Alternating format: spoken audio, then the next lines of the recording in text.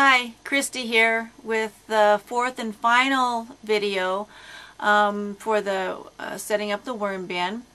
And I just wanted to give you a quick little update with the bin. It's been together for about a month now, and I wanted to share with you a little bit about what's been happening with it, and then we're going to take a little peek inside and see exactly what's going on inside the bedding. And I haven't done anything with it since I put it together as far as stirring it or actually getting my hands in there and seeing what the worms are doing. I have noticed that there are a few of them that I have seen towards the surface of the bedding that are mating, and so I'm hoping that maybe we might see some of that going on. But so anyway, we're going to take a look and see what we got, and it's going to be a big surprise for me too, so I hope we find good things. So give me a minute and I'll get my gloves on and we'll take the top off and take a peek inside. Okay. Okay, what we're looking at here is the top, the lid of the worm factory. And I'm going to go ahead and take this lid off here, and you'll see the empty tray. And then we're going to pop this empty tray off, and it doesn't look like there's any worms up right now, but you'll see that about half of that newspaper is gone. And we're going to get our hands in there and try to make sure that we keep this in the frame. But we're going to go ahead and get our hands in here and sort of see what's going on with the worms, and get some air incorporated and sort of turn it all around here. See, these isn't that beautiful? I mean, these are just huge, beautiful worms. But it does look like probably a lot of them have gone down into the next tray, so we're going to be popping that and taking a look down there as well. We're just going to work this bedding apart with our hands, and you see, oh, these are just some of the most beautiful worms that I have ever seen. I have to figure out which way to move them to get the worm in the frame there, but they are just gorgeous.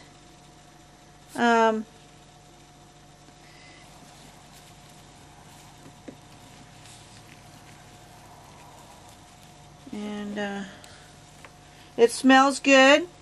I did put down a little bit of couple watermelon rinds, which are completely gone. And these are just beautiful. I mean, which way do I need to go? I'm having one heck of a time. But isn't that just a beautiful worm? It's a little cold in this room back here. We've been having nothing but rain and cold temperatures, and I've been keeping this window open back here because this is where the worms are, and I'd like to sort of keep them acclimated to a cooler temperature because that's where they're going to be growing, is outside once I get the population established. But there's quite a few worms in here. Here's one that's sort of a little baby. There is a cocoon. I don't know if you can see that. For some reason I'm having a hard time figuring out which way to go with this to get that in the frame, but there's a cocoon right there. So they are definitely mating. We could probably find more if we stopped and took some time to really look, but right now we're just trying to stir this up, and then we're going to put the lid back on it, and we're going to take this layer off and take a look at the next layer and see what they're doing down there.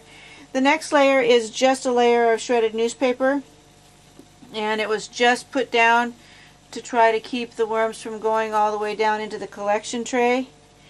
Now that the bedding is sort of established at its moisture level, I'm not having to worry so much about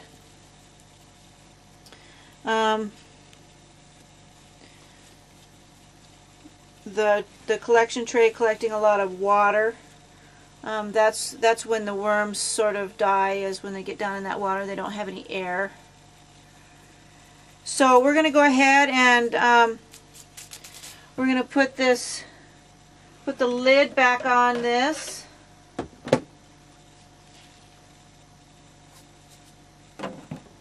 Alright, there is the next tray.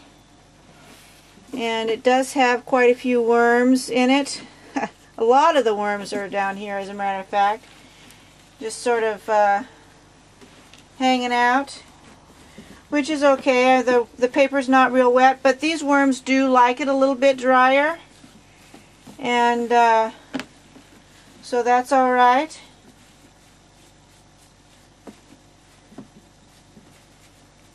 And what I think I'll do is I'll go ahead and put some more paper down in there.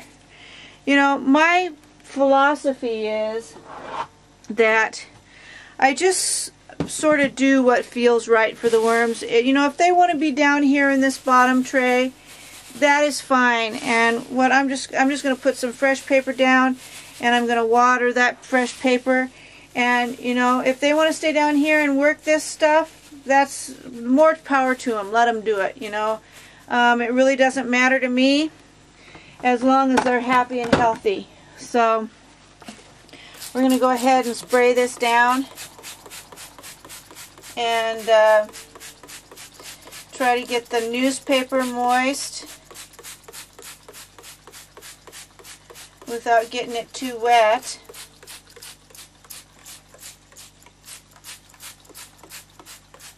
There were probably half the worms were down in this bottom tray where the newspaper is, and that's all it is just newspaper. There's no manure, there's no food stock, there's nothing.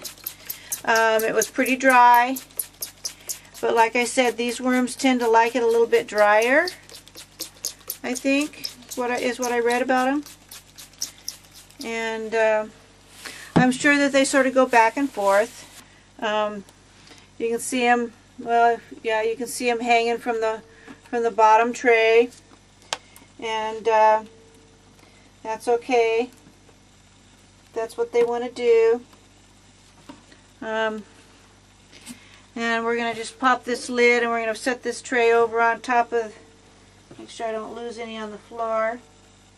Just set these over on the manure tray. And here is what's down in the bottom. And that's all castings right there. And there's quite a few of them living right down in there. You know, and that's okay if that's what they want to do. I mean, I'll probably take these out and put them in the top tray, and that's why they're called red wigglers. Look at them go. Look at them go. Actually, these are not red wigglers, but that's why they call the red wigglers red wigglers. So we're just going to put these back up, and then ones that want to migrate back down here can migrate back down here. It doesn't really matter to me where they go. Alright, there you have it, folks. My little worm bin, and we'll probably check back in with it later.